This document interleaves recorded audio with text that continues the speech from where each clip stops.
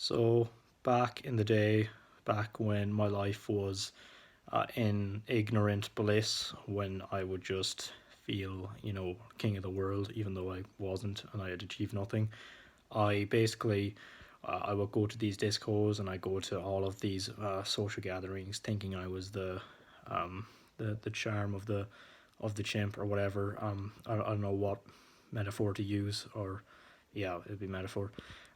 So basically I kind of had this bit of super ego about me because I didn't have an ego back then and I had no idea really about anything, and I didn't really think about much either. I sort of just kind of got by on my daily pleasures, and that was okay. Like, you couldn't really blame the sort of more kid version of me, but not too much a kid, more of like a younger teenager. Like, I was 13 or 14. I was in first or second year in secondary school, and I just basically go to school, and I'd kind of do as well as I could in my class tests, and I thought that that was kind of good enough for life, and life had good things in store for me in the next couple of years.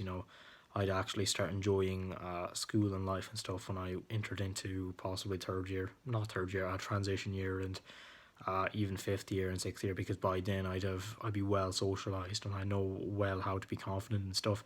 I thought the TY was going to give me confidence because it was being renowned as this great savior thing to social life, and that you're going to actually get a taste of what good life feels like and what freedom feels like in TY. And then when I went into TY, I hated it. Well, I didn't hate it, but it wasn't all it was cracked up to be, because I was just stimulating myself every single night. There wasn't many activities involved because the teacher that had us, no offense to her, but she had no interest at all in giving us like an enjoyable experience. And not to mention the fact that she was also our German teacher, and I couldn't get a H1 with everything that she taught us because she literally just handed us worksheets.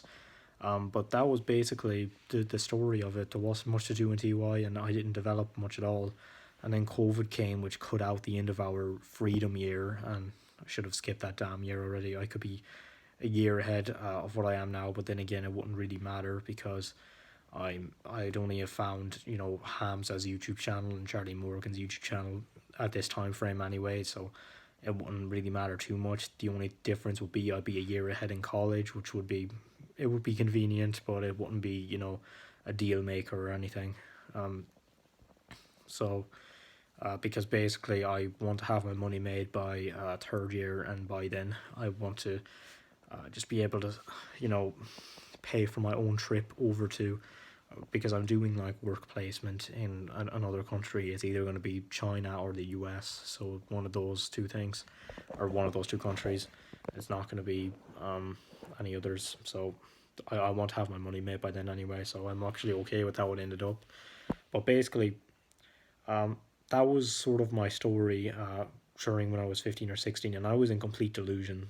Like, I would play GTA like the others, and that was okay because it's just kind of what the average guy did at the time. Just go home on the PS4, play GTA, get on mic with the buddies, and I didn't have real friends then who would actually play with me because they kind of just got off each other and had great fun with each other, and that was good and all for them. But sometimes they'd sort of, one of them would kind of like just tell me to shut up or something, and then I'd be sort of kicked out or something. Well, I wouldn't be kicked out, but I keep disconnecting because I couldn't actually. Our internet wasn't good enough to play, so that really sort of hindered my ability to talk with people for a couple of years. But I wouldn't have been able to talk to people anyway because, as I said, I was poorly socialized and I didn't really have an ability to get along with anyone, and it was just a negative cause and effect loop. Like, it wasn't like I was mean or anything, or it's just that I didn't talk much, and therefore people didn't talk with me. And unless you're already in the loop and you already have momentum, you're not really going to get anywhere. It's like what I'm doing with the agency now. I don't have any clients yet, and therefore nobody really trusts me to get them results because I haven't had clients before. But how am I supposed to get clients in the first place if I haven't got clients before? Like, it's a chicken and an egg thing.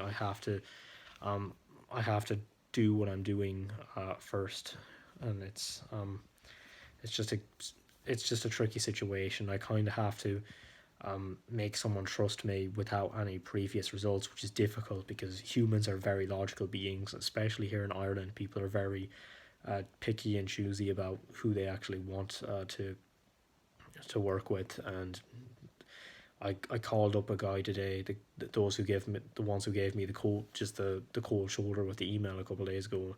Basically told me, yeah, I didn't think that with the results you gave us, we weren't really happy with that, and we also thought you were being kind of cute with the way that you gave us the commission charges. You know, oh, if it's over 100K that we make, we thought you were only going to charge 2.5% for all of it, but no, it's only 2.5% for it beyond the first 100K. And I was like, mate, I didn't try to get you to do that.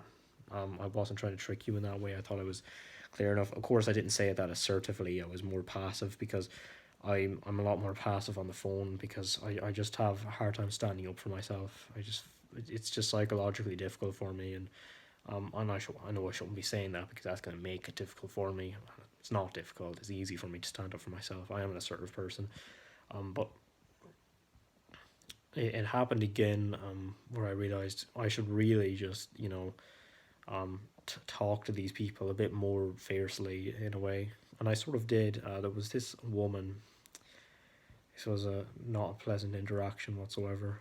I I was basically just minding my own business at about 6:30 in the evening, and then I get a phone call from this this place called I'll just say X Heating because I'm not going to disclose the name of the place, but X Heating. And anyway, uh, she basically said hello, and I said hi. This is Michael Keaveney. Is this X Heating? And then she said, no, this is not X Heating. What this is though is a person who's been getting your phone calls for the last 3 days, and to be quite honest with you, I am fed up of it. And then basically she gradually increased her rage to get into eventually a crescendo where I just couldn't get a word in edgeways because she was just there giving out about this, giving out about that, about how I kept calling her these last couple of days and leaving voice messages, and that she felt very I don't know, violated or something. It wasn't, no, not violated in that way, but like she just felt um offended that I kept advancing on a private resident who wasn't even a business. And I said, this was supposed to be super warmed heating, and then she said, what do you mean super warmed heating? Who on earth is super warm? And then she kept asking me that question, and I kept giving her the answer, but then she kept asking it again, and it's just it proves to you that some people who can't control their emotions operate on a system that doesn't involve much logic, because I explained the situation and she wouldn't accept it.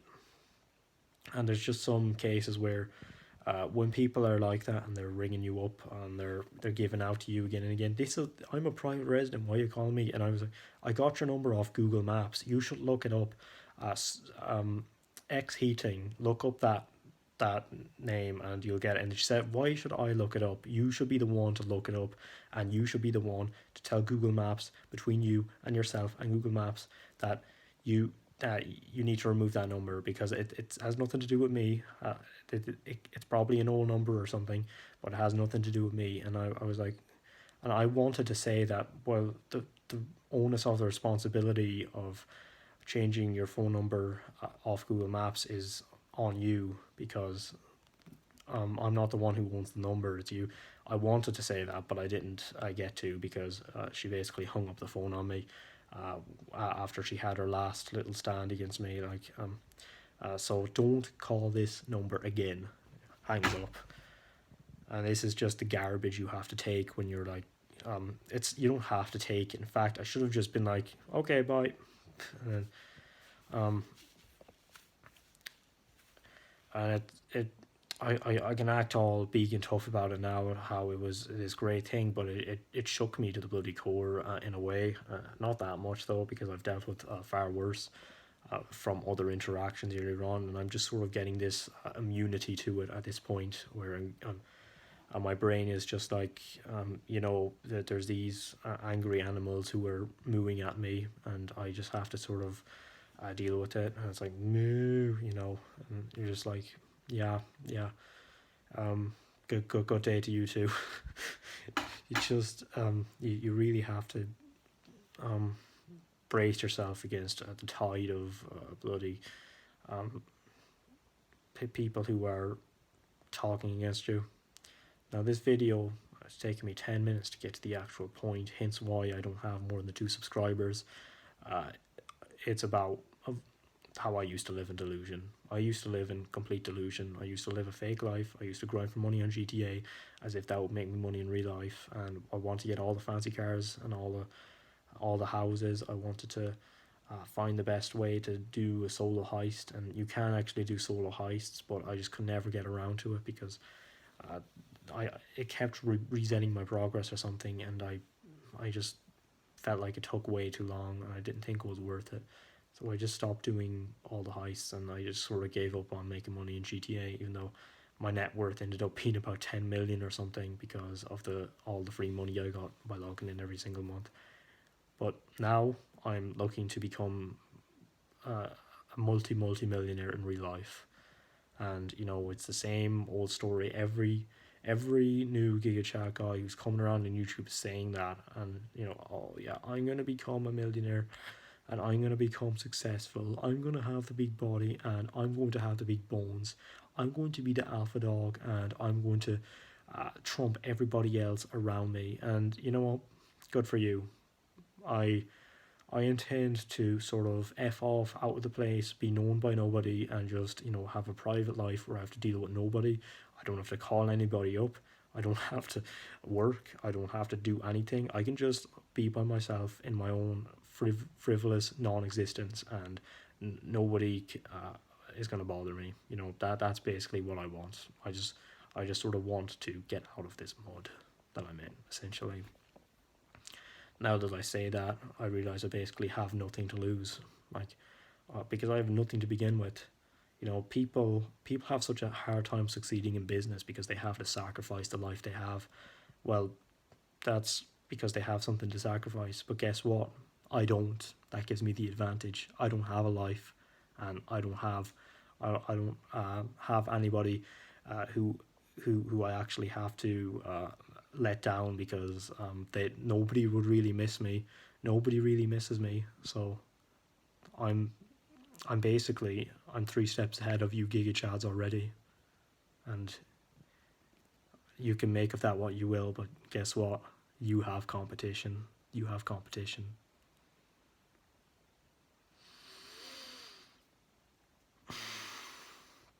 So anyway, another thing that happened, I just went into a psycho mode. Another thing that happened today is I rang up the guy who was basically saying, that sounds like a lot. I don't know if I really want to go through it. I rang up, let's get this all out on the floor.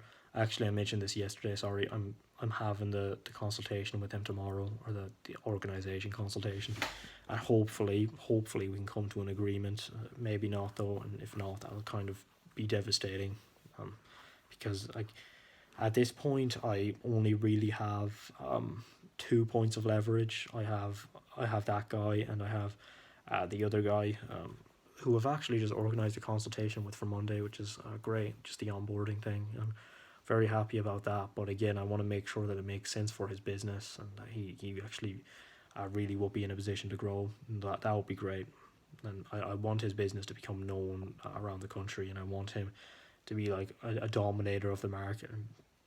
And I want it to be me who helped him do that. I want to be the one who got him all those leads and grew his business online, did all of that, because I myself want to become a leader. I want us both to become leaders. I want all of us, all of myself and my clients, myself and my community, myself and my people to become leaders. Yeah. Another thing I saw today was this unbelievable house online. So basically, I'm subscribed to Donald Miller's news list, and I had no interest really in coming to his live house event because it's about 10 grand. I've never seen the guy even on video in my life. I'm sure it's worth it. I'm sure his time is worth about 10,000 easily to come to his house and talk to him directly. The thing is though, I looked at the invitation and then I saw his house in the background and I was thinking, darn, that thing looks nice. It looks like it's in the summer hills where it's like there's just big trees around which conceals it, and then there's a nice patio, a nice deck. There's good structuring, good flooring, just good wood on it as well all around. And I hate the way I paused there. And so basically, I looked up, I reversed image searched that image on Google, and it didn't come up anywhere. But I got a bunch of other houses which look similar to it. So anyway, I scrolled down the list, and I saw one house, and it has like 3 roofs, and it's made by, well, it's like this big ass mansion which has different entire segments of the buildings on it, and it just there's it's a bloody masterpiece of a house, man. There's 6 bedrooms in it. There's different there's windows on it. There's well, there are obviously windows on it, dumbass. That there's like a little hall where it swerves from one section of the building to the other. It just looks so good. It looks like a freaking Dark Souls castle that you'd explore, and honestly that's what I wanted to be. Wanted to be like a little castle and that I can own. And then I looked at the price, and the only problem is it's about $27 million. So it might take me a little bit of saving up to get there, but when I do, I will certainly cash in my investment and enjoy the flooring and my how my peaceful time alone, resting by the pool and not calling up anybody and not having to deal with anybody and not talking to anybody. I don't hate people much. I don't hate people really. Overall, it's just some people I like to not deal with. Funny thing is, I have absolutely crushed the ever living daylights out of my resistance today. Like I can feel practically no weakness within me anymore. And it's just like I've squirmed it. It's just squirming, and the blood is pouring out between my fingers. It's like, yeah, you're not living anymore. Goodbye. Rest in peace. Actually, no, don't rest in peace because I'm still stamping your lifeless corpse. Anyway, goodbye.